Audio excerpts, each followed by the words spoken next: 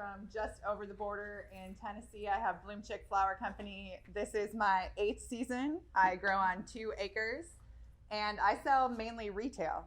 Today I'm going to be talking to you about dried flowers. They're a huge part of my income, not just season extension, but in general. So I have actually never used one of these before. Here we go. So why dry flowers? Chances are good you're going to grow things that dry well, even when you're not planning for it. Sunflowers dry well, zinnias dry well, all kinds of things, really. So instead of composting them, dry them, make some more money off them. Season extension is obviously huge. Everyone thinks of dried flowers in fall, but they can carry you through winter. You can use them in wreath work. You can use them in ornaments. People are doing these really cool embroidery things now, pressed dried work. Can carry you through Valentine's Day. I've seen a lot of that. So it really, and if you don't use them, that's fine. Use them next month. There's no window because they're less perishable. So they're a really great product to have around. Value-added products. The one that comes to my mind is garlic braids. I don't know if you've seen any of them with the dried flowers, but I know this is a veggie conference. If you're already growing soft neck garlic and braiding it, throw some dried flowers in it. Now it's $55 for a pound and a half. Seems like a no-brainer. Again, with the value-added products, if you're growing a lot of herbs for market, smoke cleansers are freaking huge. And adding dried flowers into those really up the visual appeal. Teas is another one. If you're doing herbs, edible dried flowers, you'd have to do your own research on that. I'm not even going to get into that. But that's another thing that just ups the value of that product. So value-added products are really good too. All right, so what dries well? Everything from your large focal flowers through smaller flowers, grasses, grains, pods, herbs, veggies. I too started thinking I was going to be a veggie grower. I thought I was going to grow pimento peppers for people to make pimento cheese. I don't know what I was thinking. And now the only veggies I grow are literally for use in my floral work. Chili peppers, dry a lot of those. Artichokes, cardoons, okra pods, do a lot of that. And these are just some of the ones that move really quickly. I totally spaced on Riverbend Bloom's name. I'm such a jerk. So we dry a lot of ranunculus. And Italian ranunculus, those are the really big ones. Definitely not a first-year crop, but they dry really well. They dry really beautifully. And then your smaller ranunculus dry really well also. All of your grasses, oh my gosh, grasses add so much texture and filler to dried work. Utilize your cover crops. If you're already cover cropping, this is a cover crop. It's flax. I got it at the co-op. A lot of the Malays too are cover crops. They work really well for drying. All right, how much should you dry? If this is your first season and you have excess flowers, I would just start with that. Get your space dialed in. See if you enjoy working with dried flowers. See if it's a product that you can move. If you do it this season, toy around with it, and you like it, a good jumping off point is just adding 20%. And that starts in spring, right? Add 20% to your spring crops. Add 20% to your summer crops and fall. By the time you're thinking about doing dried work, it's too late. You got to plan for it. Why do we want to plant so much more? Because of shrinkage. These are dahlias. They dry really well. They hold their color really well, but they shrink up like a mother. So you got to account for shrinkage. Sorry. Let me just flip my page. All right. You always need more than you think you're going to need for dried work. You will blow through product so quick no matter how you're selling it, whether it's retail, wholesale to florists, you're going to blow through a lot. If you don't use it, cool. Store it for next month. Again, there is not this big push to move your dried stuff like there is with fresh. Oh my God. Okay. Here's where a lot of people go wrong with your dried flowers, especially the first year you do it. This is not a catch-all for a missed harvest point. If it looks like garbage when you cut it, it's gonna look like garbage when you dry it. You have to hit the same harvest points you would hit for fresh. If you wouldn't sell it fresh, don't hang it up and think you're gonna freaking sell it dry. So watch your harvest points. You have a little more wiggle room because we like things to be a little bit more open, but not blown out. I don't wanna buy your blown out sunflower because you put it up in your attic for 2 weeks. So that covers stage of flower development, I'm sorry. Time of day, I push off cutting my dried stuff until after the dew kind of evaporates. Just gives me one less thing to have to deal with. I do cut them before, I'm not gonna cut them in the heat of the afternoon, just like fresh flowers. I wanna make sure that they're hydrated when I cut them. I don't use post-harvest chemicals on my dried flowers. I put them straight into water, but I still give them time to hydrate, especially your higher water content flowers, like your dahlias, your lysianthus, your peonies, your sunflowers. Just give them time to hydrate like you would fresh before you hang them up. Maybe do that towards the end of the day. Stem length, if you are selling wholesale or selling to florists, they're still gonna want those big stems like they want fresh. If you're using this in your own retail work, say wreath work, flower confetti, I don't even know what this is, right? It's just the heads of flowers and petals. People sell it and they make a killing. Like, this is such a great way to utilize those short stems and busted flowers for stuff like that. So you can really make use of all of your flowers, really make some money off the short stems. Where am I? Okay. There are a million ways to dry and preserve your flowers. Today we're just going to talk about air drying. This is totally what I'm partial to. I feel like it's the cheapest, it's the easiest to master, and you don't have to worry about wiring them, attaching with glue, things like this. So the air drying process is super simple. All you're going to do is bunch your flowers, strip most of the foliage off, bunch them, and hang them. That's it. And we'll get into the drying space in a minute. The other methods are a little more complicated, like your silicas, your pressing, your glycerin preserving. This is a really good jumping off point for getting into dried flowers, is the air drying. There are a few things that we don't hang at my place, and that would be like your trailing amaranth, your vines. I've seen a lot of people in the last year do like makeshift tables with chicken wire and lay like dahlias or sunflowers in them so they dry with the open face. That is awesome, but you need to keep in mind how you're moving them and how you're using them because they're going to be a little bit more fragile. So that is my drying space, and it is just the upstairs of my floral space. Those are upside down tomato cages because I was gonna grow tomatoes. All you need for a good drying space to air dry flowers is it's gotta be dark. I accomplished that with just blackout curtains. It's gotta be warm, which in the South generally isn't a problem. If I need to throw a space heater on in spring or fall, I do that. I keep it between 75 and 80 degrees. Low humidity is freaking key. The lower your humidity, the faster everything is going to dry. It's going to maintain color, and you're going to have a lot less problems with mold and fungal issues. And if you can get your humidity low enough, like I aim for 40 to 50%. I have a very large dehumidifier downstairs that's on a pump. It's a 3-gallon. And then up in this space, I have 2 smaller ones.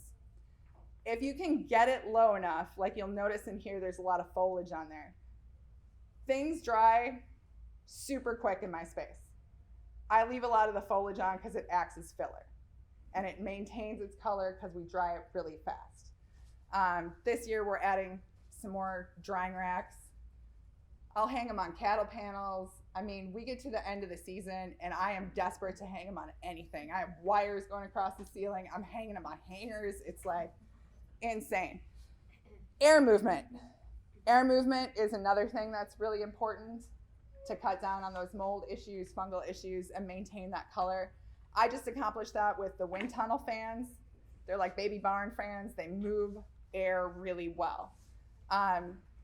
Even the larger flowers that we dry, like the peonies, the sunflowers, the dahlias, 7 to 10 days is tops. That's all it takes to dry them in that space, if you keep your numbers at a reasonable level. The longer it takes to dry, I feel like it cuts down on quality a lot. Faster drying is better. Sales channels. So you can move these all of the ways that you would move fresh flowers. Wholesale, and I thought this was something that everybody knew, and I was talking to Erica, and she mentioned that this was pretty not known. If you choose to move wholesale, that is awesome. Here's the thing, is this is a 10-stem bunch of flax. This is 3 ounces. Wholesale is gonna want you to sell by ounce. You still need to keep track of what you are selling them, but you can't go by stem count anymore with these smaller stems. And that would be like your grasses, a lot of your seed pods, your grains. Anything small like this is gonna go by ounce. And that gets a little tricky. But that's, I don't know, I thought everyone kind of knew that. But the cool thing about local dried flowers, right, is, so this is a bunch, 3 ounces of flax. If you order this from somewhere online, it's gonna be squished, compressed, in plastic. I mean, it looks like a lot less than this. So that's really cool to walk into a florist or even a wholesaler and be like, these are the dried flowers that I can literally drive you over from my place. You don't need to get them shipped in. That works really well. I feel like people like that. The pricing with wholesale, again, the Boston terminal, everyone has referenced it today. That's a really good, place to look for wholesale pricing. With dried flowers, I add 25 to 30% on that, just because I'm running the dehumidifiers, the fans, I'm storing them if I have to. So there is a little bit of a markup on that. So retail sales, I feel like most of the people that grow dried flowers use them in their own finished dried floral work. That's how we make the most money off them. You absolutely can move them in straight bunches like you would wholesale. It tends to work best if you have a market set up, like a truck, you have space in a store, you have a stall at a farmer's market, something where people can see all these straight bunches and picture doing something with them, right? You can't just walk in with, a bunch of dahlias that are that small to one of your CSA customers and be like, here's your weekly CSA this week. It doesn't really work like that. So moving bunches retail can be done if you have a market set up. It's a little harder if you're doing like the design work and stuff. I do a lot of finished products like that wreath. I do big spiraled bouquets. We do all kinds of stuff. The thing with figuring out your pricing for your finished floral work is you have to take into account everything else that's going into that. So your wreath bases, your wire, your ribbon. And at a wholesale, if you're buying them wholesale, which you should be because you should be treating it as a business, you need to mark those up ×3. You also need to charge for your time. And this is where it gets tricky because when you start out, you don't really know what you're doing. You need to put in the time, learn the techniques to make everything efficiently and solidly so that you can charge accordingly. Just because something took you 3 hours to do doesn't mean you can charge someone for that. So that would be the way that I move a lot of stuff. Where am I? Oh, Jesus. I'm sorry. So yeah, I think that is, pretty much it. That was quick and painless. Yes. Have you all tried with drying it in a room that's closer to 20 to 30% relative humidity to see if that quicker drying, does it still result in even a better quality, better color retention, or does it have some disadvantages? I don't know that I could get my humidity that low. I mean, how big of a room are you in? It's pretty large. Gotcha. Yeah. It's pretty large, and I always have buckets of water downstairs with extra flowers in that I'm sending out fresh that day. Gotcha. So It's difficult. yeah, it is. It probably would be easier to achieve that if it wasn't connected to my fresh working space. You don't want to work in that space either. Oh. If you've got a room that's 20 to 30% relative humidity, you won't want to be working in I that lived in the much. desert for a year, and it was You might be hell. just fine. It was hell. Yes. So fresh flowers, purchase dried flowers as well? Oh yeah, yeah. Dried flowers are huge, especially in the end of summer, into fall, into your December wreath work. If you have dried things that are red, like celosias, gomphrena, they're all over that. Yeah, hydrangeas. They like a lot of hydrangeas. So do you find that the fall is a better time to sell to florists? That is by far when you move the most. Yeah. But you really need to start planning that in spring. You need to build up that stock throughout the season so that you have enough to sell. I've always liked moving things retail because I have so much more freedom in what I do. But I kind of set myself up that way. Everything is seasonal. We kind of do wild things. Florists, and she had talked about this, like just are looking for certain varieties, certain colors, certain quantities. That's hard for me to do. So being one person. So I don't do a lot of that. But they do buy dried flowers for sure. Yeah. So after they're dry, do you do something to preserve them? I'll just wrap them in tissue and put them in floral boxes. Do you spray them with I don't spray them with anything. Nope. If you use them in your own floral work, you can hit them with like the cheapest hairspray money can buy, like something like an Aquanet, because it's got more glue in it than anything else. It works really well. And like that spray adhesive that you're gonna get at like Michael's or a craft store smells worse than brake cleaner. It is horrible, and it will make all of your dried flowers smell like that for months. Just use a cheap hairspray. You're golden. You're golden, yeah. Where are you selling your wreaths at? I ship a lot of things. Yeah, I do a lot of, actually that's pretty much all I did this fall was ship wreaths. Different states or? Yeah, Okay. yeah, I'll ship anywhere in the US. That's how I move most of my stuff at this point, is shipping. It's just on your own website? Or Yeah. Etsy? Okay. Yeah, I do a lot of advertising on social media, and then it's similar to how artists do drops. Yeah. That's how I move a lot of my stuff now. Yeah. what do you use as a filler in those boxes to ship? Just tissue paper. Tissue paper? Yeah, and I've rigged up a system with the wreaths where I'll put ribbon through the bottom of the box so that they're secured on one side, fill the top with tissue paper, and then ship them out. It just looks better than zip ties, I think. But anything that can, keeping it classy, because I'm not, anything that secures it in place so that flowers don't get crushed. Yeah.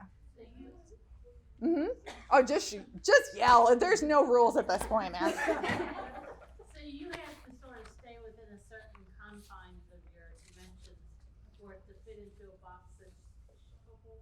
Oh no, you can ship any size. Okay. Yeah. Can you name out like some prices of some common sizes that you generally do for the shipping? For the shipping? Yeah, like wreaths versus like an ounce bouquet or. Okay, so here's the deal. Curiosity. Here's the deal with shipping. And I think that everyone just Googles things and thinks, oh my God, shipping's so expensive. So if you get into growing flowers and you decide you want to ship stuff, look into Cal Flowers. We get the best reduced shipping rates you could ever frickin' imagine. So for me to ship, I also ship a lot of fresh tulip bouquets. Those are a little heavier. To send that overnight is $35. What Yeah. was the company? Cal Flowers. And you sign up for a membership, and it's like $300 a year, but the shipping discounts are insane. And it's on anything incoming or outgoing. So that's what I use to ship all my stuff. Is that like a daddy shipping, 2-day shipping? That would be overnight. That would be over. Yeah, Okay. yep. And you get reduced rates on everything. Well, that's So, not bad. no, not at all. So I also shipped like a bunch of Christmas wreaths, which are a little heavier, to California. They were a little larger. Those were like $40 for 2 day. 'Cause those can be heavy. Oh my God, they're heavy as shit. Yeah, sorry, heck. They're heavy. They're heavy. Yes, they're heavy. Yeah. Oh, yeah. So what is just for instance, on that wreath, what is your retail cost on that wreath? That one went for $140. $140? Yeah. What's the dimensions of? The What's finish. wreath base? So the wreath base on that one is 14 inches. The finished diameter, I think, was around 36. I'd have to check. So I do finished, because I do a lot of like swoopy outy BS. I do a finished diameter on all my wreaths, whether they're dried wreaths or winter wreaths. And that is what I sell them by, is the finished diameter rather than just the wreath base. Yeah. And then for shipping that wreath Mm-hmm. in the box, Mm-hmm. you charge a boxing fee? I will add that into my shipping. So the Okay. customer will just see like $42 for Okay, shipping. and so what would be, say you were shipping that, I don't know, I know it goes by zones, Mm-hmm. but say you were shipping that to Utah. Okay. You're shipping it over here too. Yes. Take it with you. Yeah. So, I mean, I know you can't say it, but it just seems like, I tried to ship wreaths, I'm sorry, but they kept saying that they were too large for, I do corn wreaths. Yeah. So they were too large for a standard box, so then it boosted you up into more, shipping costs. So Through that's what I was company? wondering. What carrier? We were going UPS. Oh yeah, that's a problem. You Okay. get to a certain point and it's like $75 to send it Okay. somewhere All right. 7 days. Yeah, using FedEx or UPS is definitely better for shipping long distances. I will use USPS if I'm shipping to like Goodlettsville from where I live in Springfield, which is a real thing. Like people do not want to drive. I'm 45 minutes north of Nashville. People don't want to drive to pick things up from my house, and I will not deliver. I just do not live that life. And I will ship things to Nashville. It's the most ridiculous thing I've ever seen in my life, but it works. Yeah. Yeah. Yes. So does the quicker dryer time cut back on the mess of dry? No, there is no cutting back on the mess of dry flowers. Because I like, just like when you were standing there like holding those bunches, like mine just like, every time I shake them, they're like. Yeah, there's some varieties shed more than others for sure. Nothing cuts back on it. Nothing cuts back on it. No. Yeah. Are we good? Are we good? No, Right. one more. One more. So you said that you're kind of building up your dried flower quantity or stock through the year. Mm-hmm. So are you able to take what would be probably coil stems and dry those? Because as they dry, you really can't tell that it would have been a coil of fresh flower. Oh, some of them you can tell. Okay. You can like if they're But chopped. still, that's more of a second. Yeah, Okay. totally. You can dry some of that stuff, especially. It kind of depends what you're making, right? So like that flower confetti thing, you can get away with that covers up a lot of sins in harvesting and bug damage and everything. You will see when you dry stuff that it doesn't. Sometimes it makes it more obvious the It's damage. like painting a wall that wasn't prepared well to begin with. Just highlight. Exactly. That's exactly what it's like. Yeah. Does anybody have any other questions? We good? Krynn, I do have 2 questions for you. Oh I'm interested. shit. So I've been seeing a lot about like people taking dried flowers from like maybe their grandma's funeral Mhm. or something like that, something they want to keep, Yeah. and they put it in like a jewel or maybe a keepsake of some sort. Mhm. Do you know anything about how they're doing that or anything? It seems like they put it with jewelry or they put it in. So they do like a resin casting. Yes. Yeah. Yes. I do not do that, Okay. but there are a lot of places that are starting to do that a lot more. Yeah, I've Yeah. been seeing the trend on media. And then the second question, that flower confetti that you were talking about, is that mainly, what are people using that for? Are they using it to walk down the aisle, the flower girl, or what? It seems like they use it a lot at weddings, bridal showers, baby showers. People are even putting them in confetti cannons now because they're better for the environment. Yeah. So are they using it at all for like edible things, like edible flowers with dried confetti, like on like I don't know, cakes or cookies or anything like that? I haven't seen them use like flower confetti on that, but yeah, you totally, I the just was dried curious. edibles, you totally Okay. could. Yeah. Okay. Yeah. That's neat. I appreciate that. Okay. Oh, thank God we survived.